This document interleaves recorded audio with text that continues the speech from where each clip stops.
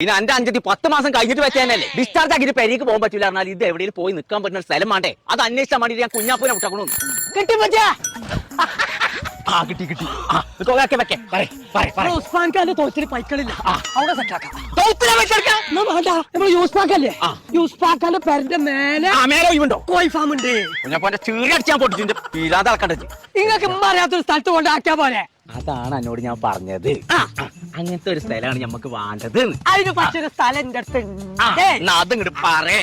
ഇമ്മാന്റെ ഉടിയെ കൊണ്ടാക്കിട്ട് ഇമ്മച്ചി അറിയുന്നത് അതിനേക്കാളും തന്നെ നമ്മളെ വരെ കടത്തിക്കൂടെ? അപ്പൊ ഇമ്മച്ചി കാണൂലെ പറ്റിയ നിങ്ങൾക്ക് ഇപ്പൊ ശരിയാക്കരാ. നിങ്ങൾ എവിടെ ആ സ്ഥലം പറഞ്ഞേ? ആയിക്കോട്ടെ, മഞ്ചേരി സ്റ്റേഡിയത്തിന്റെ അടുത്തുണ്ട് മോബി പെരിനൈറ്റൽ ഹബ്ബ് എന്ന് പറഞ്ഞത്.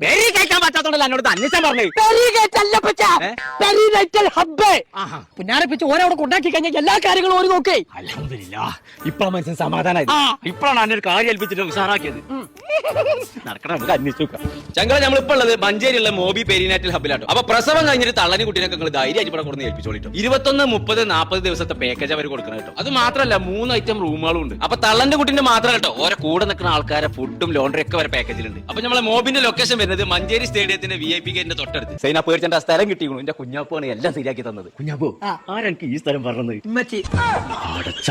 എന്റെ കഥ നാളെ രാവിലെ 11 മണിക്ക് ഏതെങ്കിലും എവിടെയും പള്ളിക്കാട്ടിൽ മറച്ചു.